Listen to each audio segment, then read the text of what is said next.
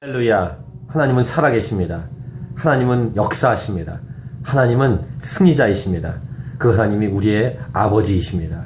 오늘도 좋은 아침, 승리의 아침, 기쁨의 아침이 되시기를 축복합니다. 오늘은 거룩한 주일 2014년 9월 21일입니다.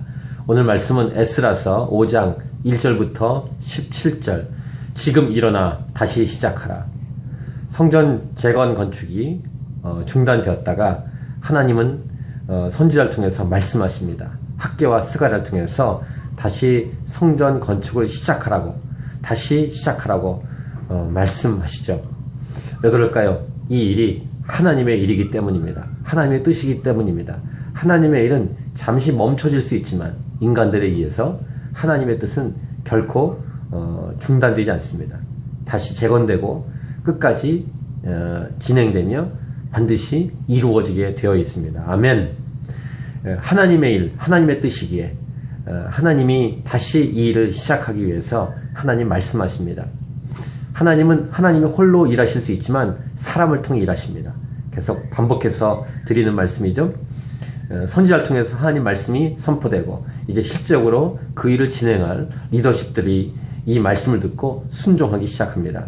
그래서 성전 재건이 다시 시작이 되는 그런 말씀이 오늘 본문 말씀입니다. 그런데 또 방해가 있습니다. 여전히 방해는 존재합니다. 하지만 이것 때문에 무서워할 필요가 없습니다. 사도 바울은 디모데에게 이렇게 말했습니다. 때를 얻든지 못 얻든지 주의 말씀을 전파하라고. 때를 얻든지 못 얻든지 상황이 좋지 않아도 하나님의 일을 계속하라고 말씀하시는 것이죠. 보통 그렇습니다. 일이 잘 풀리면 하나님의 뜻이 잘 되는 것 같고 일이 안 풀리는 것 같으면 하나님의 뜻이 아닌 것 같은 그런 오류에 함정에 빠지죠. 하지만 그렇지 않습니다. 때로는 일이 잘 풀리는 것도 하나님의 뜻이 아닐 수 있고 일이 안 풀려도 하나님의 뜻일 수 있기 때문에 그런 상황과 조건에 의해서 흔들리지 아니하고 이것이 하나님의 뜻이 맞는가 분명하면 전진이라는 사실을 기억하십시오. 또 오늘 본문 보면 방해꾼들이 너희 우두머리가 누구냐? 이 성전을 재건하게끔 다시 일하게 한 우두머리가 누구냐? 물론 우두머리는 하나님이시죠. 근데 믿지 않는 사람들이 보기에는 어떤 특정한 사람이 있는 줄 알고 정치적인 리더가 있는 줄 알고 착각했기 때문에 그들에게 물었을 때 유다 장로들이 얘기해 줍니다. 하나님이라고. 근데 하나님이라고 딱 말하는 게 아니라 자신의 신앙 고백을 합니다. 근데 신앙 고백 중에 큰 성전이 솔로몬에 의해서 건축되었다가 우리 조상들이 하나님께 범죄해서 하나님이 이렇게 포로 잡혀가게 했고 하지만 다시 하나님의 은혜로 여기 와서 성전을 재건하게 했다는 이런 신앙 고백을 하게 되죠. 사도 바울도 기억하십니까? 사도행전 보시면 주 예수의 몸으로 3번이나 로마의 황제나 리더시들 앞에서 신앙 고백, 간증을 합니다. 그들이 보기에는 주 예수의 변론이지만 우리가 잘 보면 하나님을 향한 신앙 고백임을 알 수 있죠. 자신이 예수 믿게 된 경위를 말하는 것으로 거룩한 영향을 끼치게 하고 전도하게 하는 것처럼 오늘도 이들의 신앙 고백이 선포가 됩니다.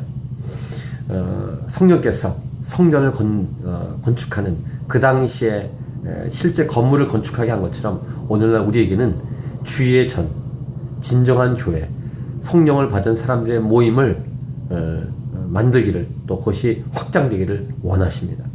성전은 무엇입니까? 하나님이 거하시는 곳입니다.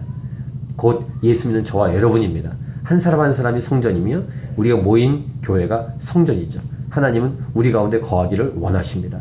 그래서 어떤 사람들이 모이기를 피하는 사람들의 습관과 같이 하지 말고 더욱 그날이 올수록 더욱 모이기를 힘쓰라 라고 성경은 말씀하고 있습니다. 아멘. 오늘 거룩한 주일입니다. 모이기를 힘쓰십시오. 다른 데 가 있지 마십시오.